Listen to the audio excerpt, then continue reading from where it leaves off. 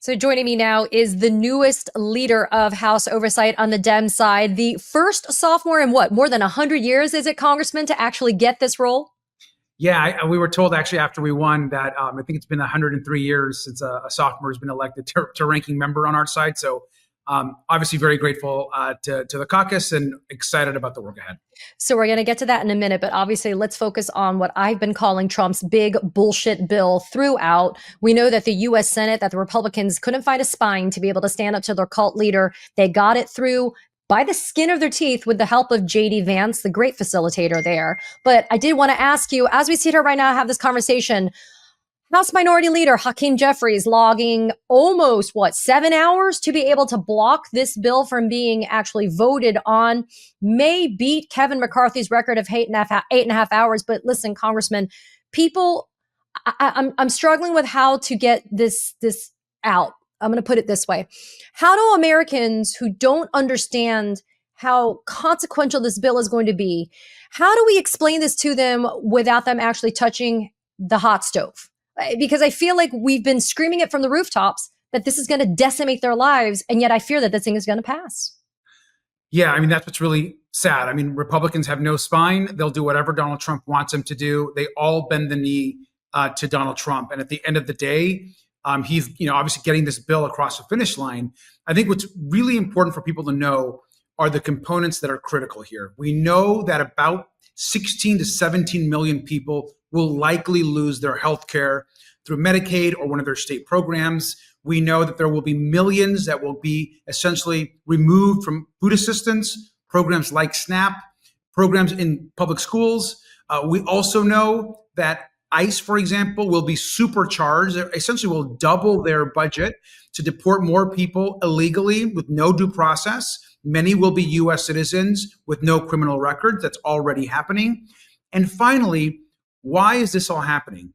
It's all happening because billionaires are going to get a bigger tax cut, largest actual tax transfer of wealth from low-income, middle-class people to billionaires in modern history. And so this is going to impact people, and you may not feel it on day one because Republicans are playing games and trying to implement this in a couple of years from now. But it's really distressing what's happening, and I think people need to be aware of the consequences. Well, and I'm really glad that you brought up the latter end of what you said. The way that this is currently structured, the Republicans are conveniently going to be saying, "Oh, look, it's actually not impacting you negatively." But the way it's structured is the stuff is going to kick in 2026. That's exactly right. And they've played a lot of games with this bill. So one is a lot of the healthcare provisions, of course, are happening a couple of years from now after the next election. And then even some of the areas where there maybe could have been some bipartisan support, like let's take the no tax on tips, which, by the way, we support if there was actually some bipartisan work together. That no tax on tips, those actually expire in a couple of years, yet the tax cuts for billionaires are permanent. So it just goes to show you that this is all about games. Billionaires get a permanent tax cut, and the no tax on tips, which, by the way, is very limited in scope, actually just expires here in a couple of years. And so Republicans don't really care about working class people, don't care about middle class families. It's all about their large billionaire donors and friends. So what should we be doing then, Congressman, to make sure that people understand, even if this bill gets across the finish line today because of just the numbers, right? Just on the sheer numbers alone, it's going to probably happen, right? And I know that Hakeem Jeffries is saying we just need 4 Republicans to actually find a soul and vote alongside Democrats to make it not happen, but we know how the Democrats fall into line.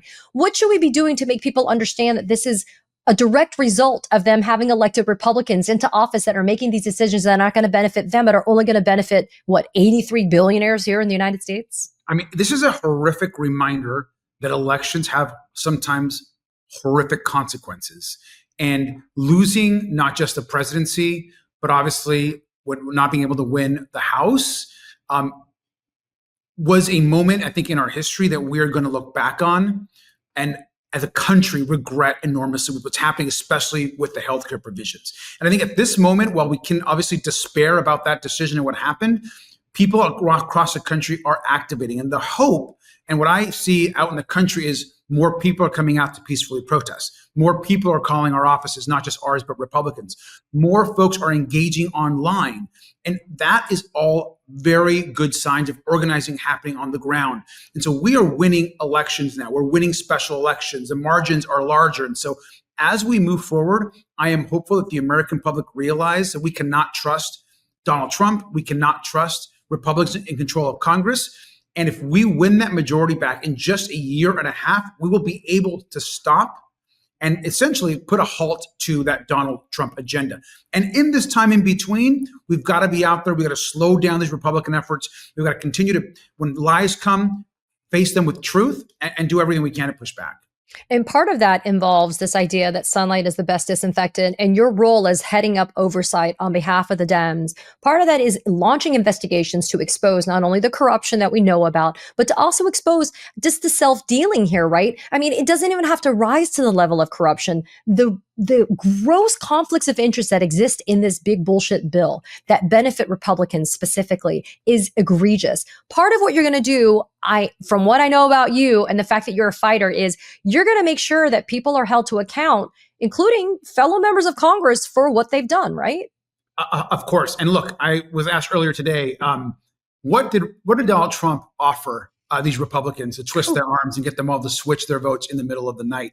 We have the most corrupt president in history who is enriching himself and becoming infinitely more wealthy every day because of his crypto scheme and all of his crazy, essentially cons he's putting on the American public.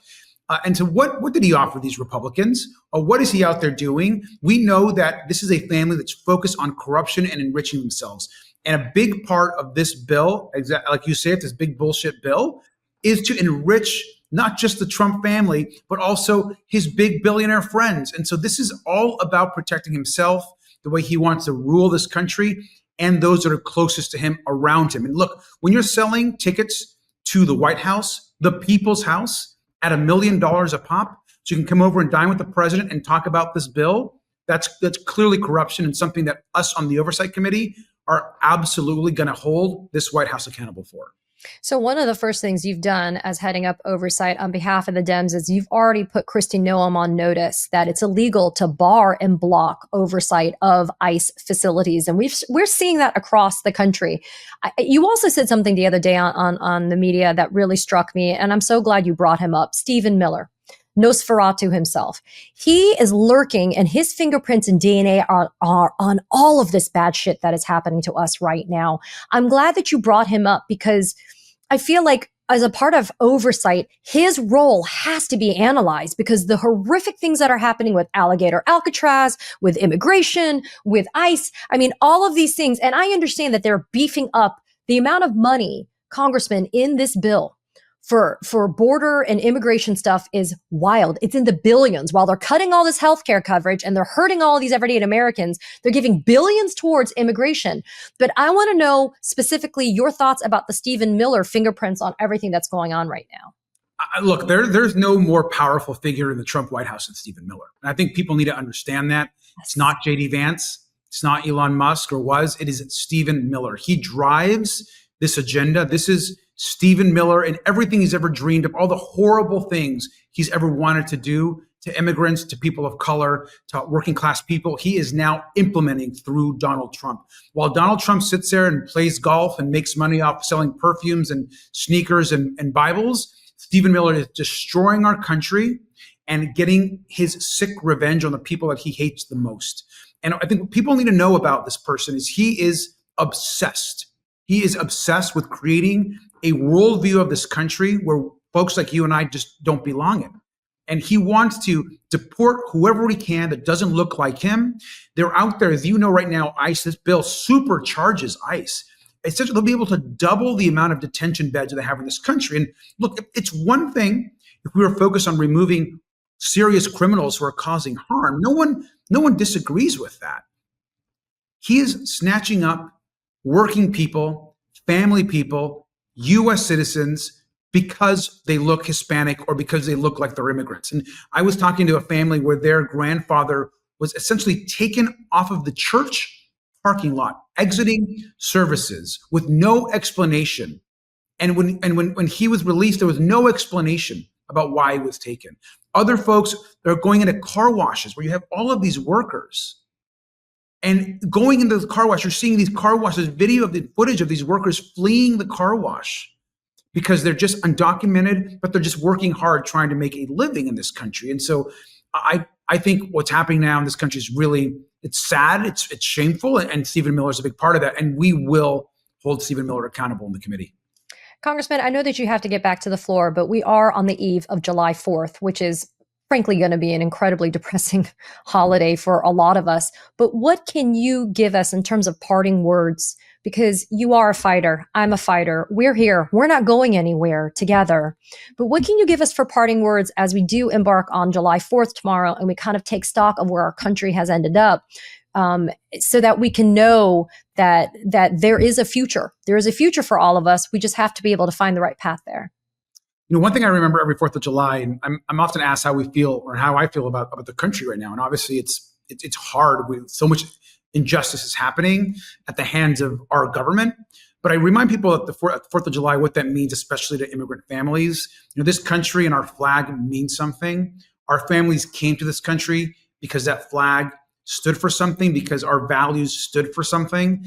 And immigrating here, becoming a U.S. citizen in my early 20s, we fought for citizenship. We fought to be accepted. And so we must continue to have pride in what this country can be and what it represents to so many people that came here before us. And so use that and that kind of hope that can hopefully guide us through these really dark times. We should fight for this country because we love it and because we know it can be better than this horrific version that Donald Trump is trying to turn it into. And so we got to fight for our country. That is the irony, isn't it? That immigrants actually have more patriotism and love for this country than perhaps those that are trying to destroy it, like Donald Trump. Congressman, thank you again for staying in the fight. Congratulations on your new role. And we're looking forward to the work that you're going to be doing on behalf of all Americans in Congress. Good to see you, Katie. Thanks. Thank you.